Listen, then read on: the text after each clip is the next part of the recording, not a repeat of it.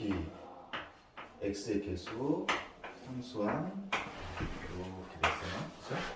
자, 이랬을 때 근의 공식이 있는데 근의 공식에 의하면 하나의 근이 뭐가 되는 거지?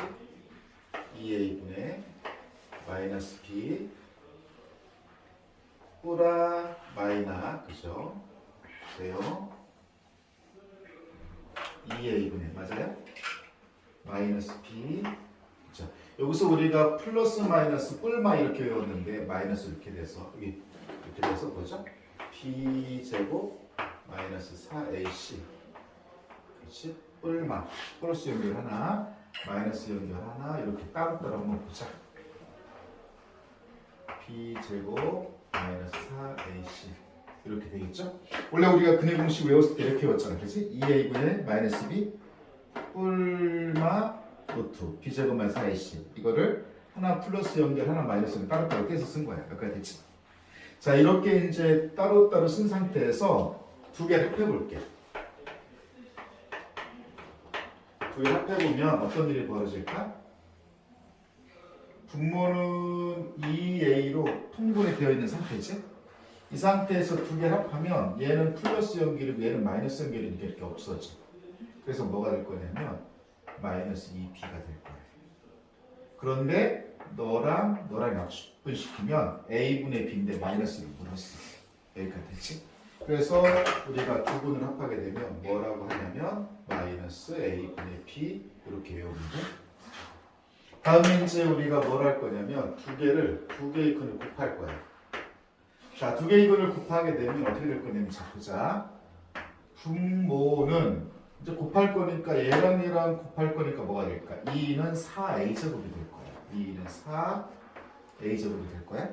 그 다음에 분자끼리 곱한다고 보면 얘는 플러스 연결이고 얘는 마이너스 연결이니까 뭐가 될까?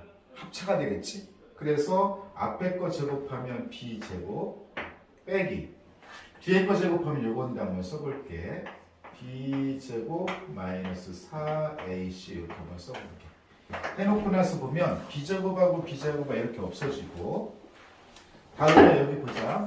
마이너스하고 만나게 되면 뭐가 되고 플러스가 되겠지. 그 상태에서 4하고 4를 약분시키고 a 하나하고 a 하나 약분시켜 보니까 뭐가 남았어? 플러스. 이거 이제 플러스 a분의 c가 남은 거지. 그래서 우리가 얘는 뭐라고 곱발을 해야 되냐면 a분의 c라고 해야 돼. 자, 볼게. 두 분을 합한 거는 분모는 a를 쓰고 분모는 곱한 거 분모 a를 쓰는데 합한 거는 마이너스 b를 쓰고 곱한 거는 그냥 c를 쓰고 여기까지 됐지. 이게 바로 뭐냐면 근하고 개수들 이러한 것들하고는 어떤 관계성이 있다 그래서 근과 개수와의 관계라고 불러. 근하고 개수하고는 어떤 관계성이 있더라. 자, 그래서 얘를 보고 우리가 뭐라고 부르냐면 이렇게 불러. 근과 개수와의 뭐냐면 관계, 근과 개수와의 관계 이렇게 불러. 그러면 근과 개수의 관계 이렇게 부르면 두 근을 합했을 때는 개수만 가지고 알 수 있어요. 두 근을 곱했을 때도 개수만 가지고 알 수 있어요. 근을 직접 구하지 않고. 그 다음에 이제 우리가 이렇게 있어. 선생님이 이렇게 쓸 건데 두 근의 차.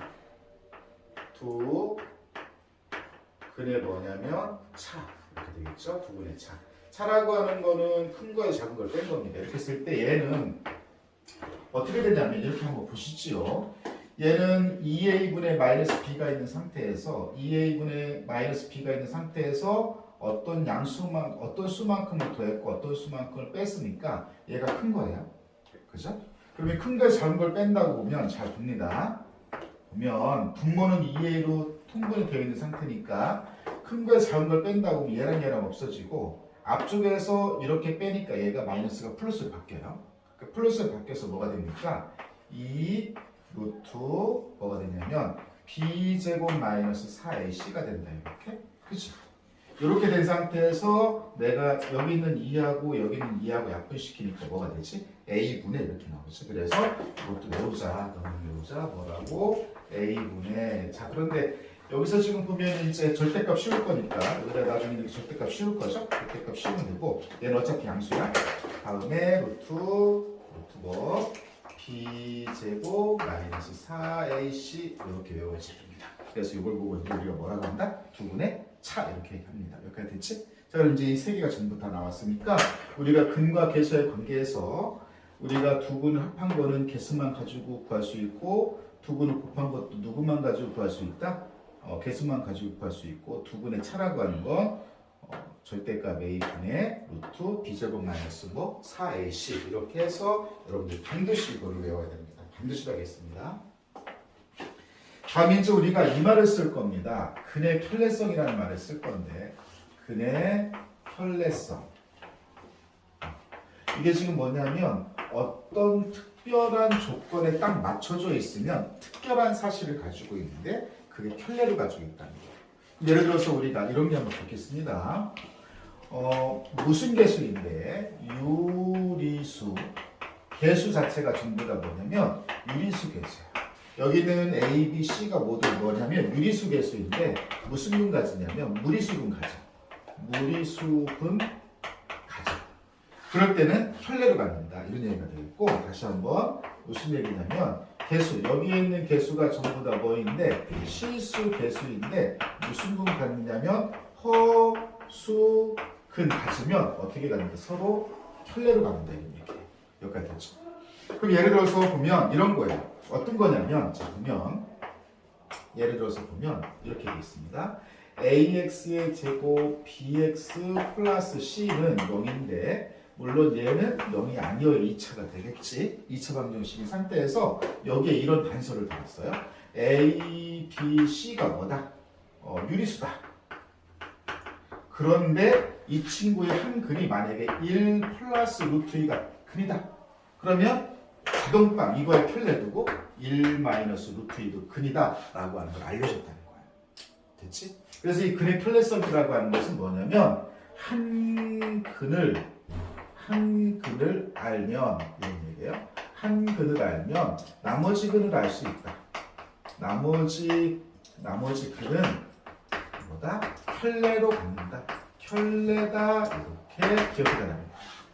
만약에 이렇게 되어 있는 상태에서 여기에 있는 게 A, B, C가 뭐라고 한다면 실수라고 했어요. 그럼 이 개수가 실수 개수인데 근을 뭘 갖느냐 이런 걸 나왔어요. 1 마이너스 i를 가졌다. 그러면 또 다른 근은 무엇이 또 다른 근이 될 거냐면 이 친구의 편례 뭐가 될까? 1 플러스 i도 근이라고 하는 걸 알려주고 있다 이런 얘기예요. 그래서 이게 바로 무슨 냐면 근의 편례성이라고 하는 거예요. 자, 다시 한번 이거는 세팅이 되어 있어야 돼. 개수 자체가 유리수 개수인데 무리수근을 가지면 편례로 갖는 거고 실수 개수인데 허수근을 가지면 이렇게 편례로 갖는다. 즉 근의 편례성이라고 하는 건 한 근을 알면 나머지 근은 뭐로 갖는다? 편례로 갖는다. 이걸 꼭 기억해야 돼요. 여기까지 됐지? 다음에 이제 우리가 방정식을 작성하는 거야. 뭘 작성할 거냐면 방정식을 작성할 거야. 그죠? 이렇게. 네. 근을 보고 뭐 할 거냐면 방정식을 작성할 거야.